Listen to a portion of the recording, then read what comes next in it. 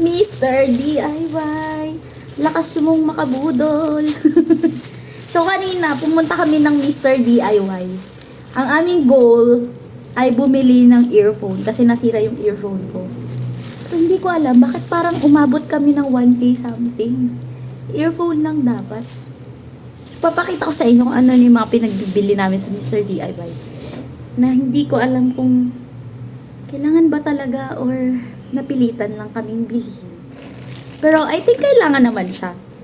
Kailangan naman siya. So, una, bumili ako ng mousepad, guys.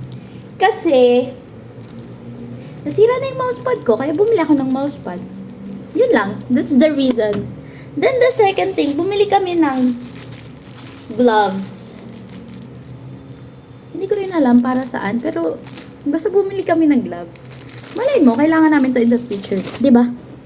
Then, bumili kami ng strainer. Meron kaming malaking strainer. As in, malaki talaga siya. Yung pang maramihang luto na ganyan. Eh, hindi naman masyadong maraming niluluto dito dahil dalawa lang naman kami ng aking asawa. So, kailangan namin ng smaller version. Kaya, bumili kami nito. Yun yung reason. Then, syempre, dahil nasa luto-luto na tayo, bumili rin kami ng frying pan na madamihan or mabilis ang luto.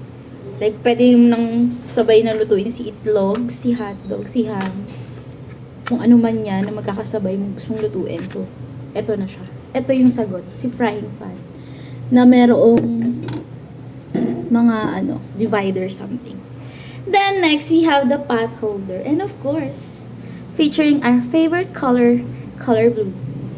So, dahil napapasok na kami palagi, pag nagluluto, ganyan, hindi na siya kaya ng basahan lang. So, we need this. And next is yung ating kitchen towel. Yan, essential yan. Dahil pag naglilinis tayo ng ating kitchen, ayan, kailangan natin ng maraming kitchen towel. Siyempre, pag magluluto kayo, dapat nililinisan nyo din yung kusina nyo, guys. Hindi yung luto lang tayo ng luto, di ba? And next, siyempre, dahil nasa kusina ang ating mga halos pinamili, bumili rin kami ng sponge. Kailangan natin yan, di ba? Pagka magkukuskus tayo, para sure na tanggal lahat, we need this. Right? And, eto, dahil uso na ang mga sakit ngayon, at kailangan natin mag-store maraming gamot, yan, bumili kami netong medicine box. Nga ba? Yan. So, 3 set na siya. Goods yan. Para makapag-store tayo ng mga medicine. No need nang bumili agad. Ganyan. Then, eto, hindi ko alam. Nakita ko lang siya. Kasi super cute.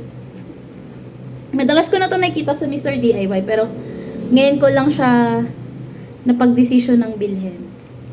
Ayan. Sa mga mahilig dyan sa mga drinks, cold drinks.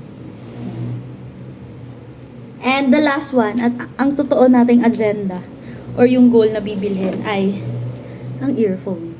Yes, the earphone. So, yun lang naman. Salamat sa pangbubudol, Mr. DIY.